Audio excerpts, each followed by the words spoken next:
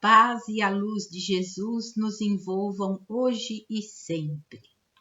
Necessitamos de uma borracha para apagar de nossa história tudo o que nos desagrada. Um sabonete para retirar as marcas das máscaras que usamos no dia a dia. Uma tesoura para cortar tudo aquilo que nos impede de crescer. Um pássaro que nos ensine a voar tão alto e cantar com liberdade.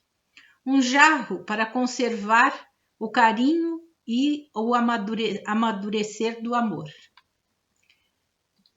Um frasco transparente para conservar os sorrisos e sem tampa para escutar o alegre som. Lentes corretoras da visão da vida, que nos permitam enxergar com amor o próximo e a natureza. Um esquilo que nos mostre como galgar os ramos da árvore da sabedoria. Agulhas grandes para tecer sonhos e ilusões. Um cofre para guardar as lembranças construtivas e edificantes. Um zíper que permita abrir a mente quando se deseja encontrar respostas. Outro para fechar nossa boca quando for necessário e o outro para abrir o nosso coração. Um relógio para mostrar que é sempre hora de amar. Um rebobinador de filmes para recordar os momentos mais felizes de nossas vidas. Sapatos da moral e da ética. Para pisarmos com firmeza e segurança aonde quer que formos. Uma balança para pesar tudo o que é vivido e experimentado. Um espelho para admirar uma das obras mais perfeitas de Deus, nós mesmos. Autoria desconhecida. Isso para iniciarmos a nossa exposição de hoje. Se alguém está em Cristo, é nova criatura. Passaram-se as coisas antigas, eis que se fez uma realidade nova. Está lá na segunda carta de Paulo aos Coríntios, capítulo 5, versículo 17. Como mudar interiormente? Essa é a pergunta que fazemos. O que implicam as mudanças? Quando elas são necessárias? Por que resistimos tanto a elas? Estamos voltados ao cultivo da mudança interior ou buscamos mais a exterior? Nos questionamos em relação à nossa mudança interior? Muito pouco, não é? Muito pouco. Deveríamos nos questionar realmente mais. Nos perguntamos: o que tenho a meu dispor é realmente bom para mim? É autêntico ou estou preferindo me enganar? O que quero da vida? O que estou buscando? Desejo mesmo viver o que vivo? Fazer o que faço? Pretendo continuar assim como estou? Difícil alterar padrão de pensamento, não é? Sentimento, comportamento de uma vida inteira que sempre procedemos dessa forma e nos acomodamos, achamos que estamos bem e não sabemos exatamente quem somos e quais as nossas reais necessidades. E esses meses todos, né, em casa, tivemos a chance de refletir muitas coisas, não é? Então, e refletir sobre nós mesmos, a importância da nossa mudança interior. Então, por isso que escolhemos esse tema hoje. E uma das razões para não efetuarmos as mudanças necessárias em nós é que nos conhecemos apenas parcialmente, não compreendendo o suficiente para perceber quando tais mudanças efetivamente precisam acontecer em nós para nos proporcionar mais alegrias, mais felicidade, que é o que tanto buscamos, e ela está dentro de nós. Então, aonde temos que operar essa mudança? Dentro de nós, dentro de nós. E o que significa a palavra mudar? né? Nada mais do que simplesmente dar outra direção, arrumar de outro modo, deixar uma coisa por outra, transformar. É isso que significa a palavra mudar, né? E Jesus, diante de um homem paralítico há 38 anos, pergunta-lhe: queres ficar curado? Está lá em João capítulo 5, versículo 6, que é a parábola, o milagre, não é, que Jesus operou, o paralítico da piscina de Betsaida. E o homem, evidentemente, disse que sim, que queria ser curado daquele mal. Falamos milagre, mas sabemos que milagre não existe, não é? O que existe realmente são mudanças. Então, o Cristo sabia que a busca por alternativas e um consciente desejo da melhoria realmente são fatores fundamentais para uma efetiva reabilitação. Tanto que em diversas outras situações, quando alguém se recuperava, ele dizia: tua fé te curou. Sendo assim, a sua pergunta teve por objetivo levar o paralítico a refletir sobre a importância da própria força de vontade, da sua própria mudança e da confiança em Deus que ele tinha. Por isso que Jesus perguntou a ele: queres ficar curado? E nós também devemos fazer essa mesma pergunta a nós.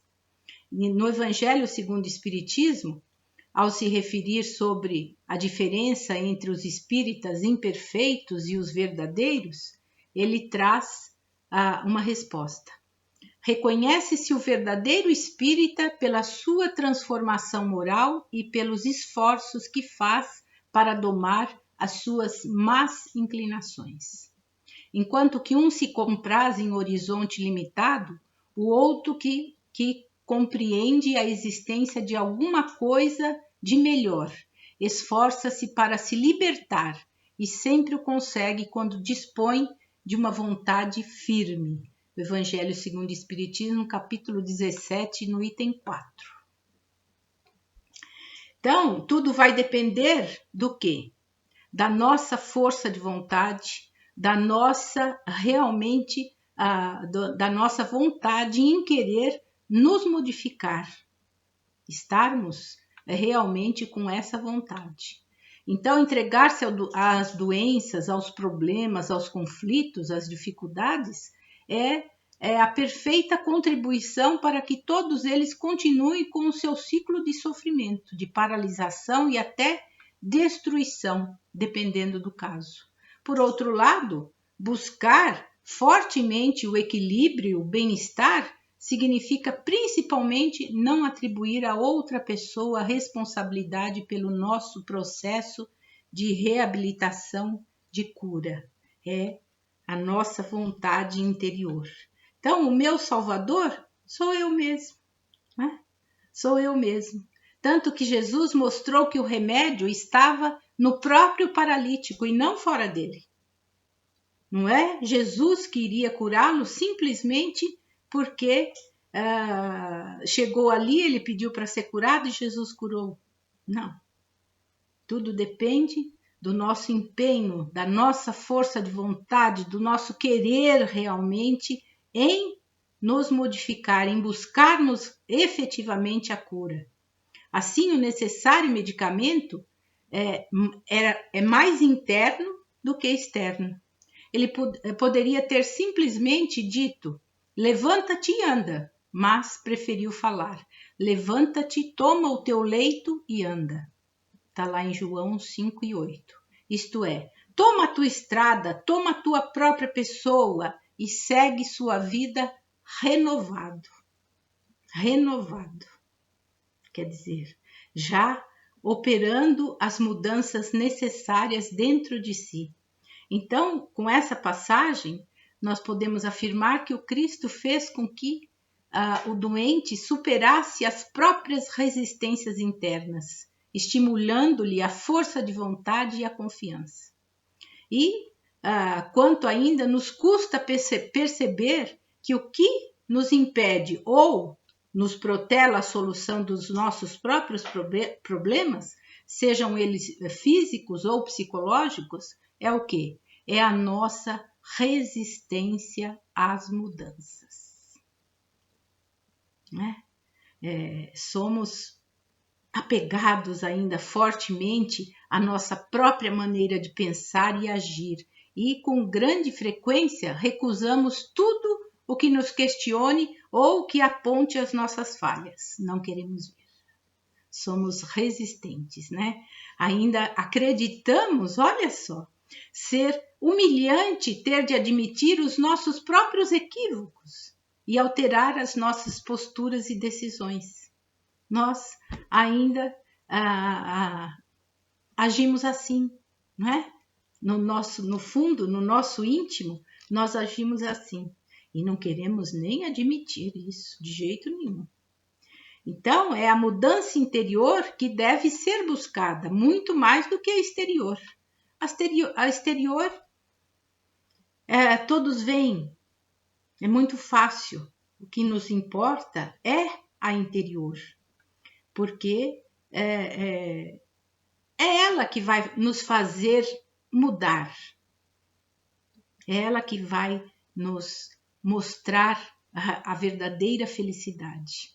Ainda tem indivíduos que são mais resistentes e que, diante de uma situação aflitiva, resolve fazer o quê? Viajar ou mudar de lugar, de trabalho, de casa, enfim, seja o que for.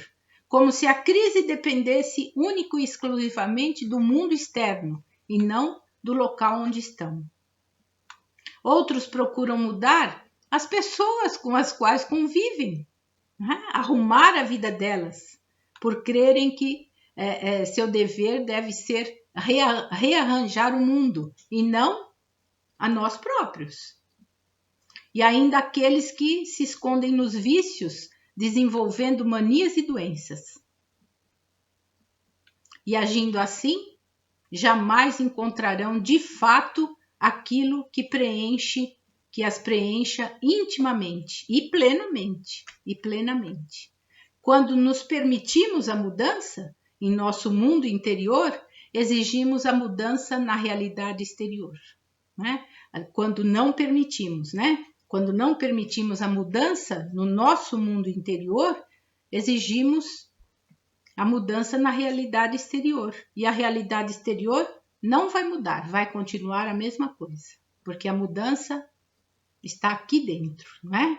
Então, e com isso, facilmente, nós fazemos o quê? Culpamos os outros.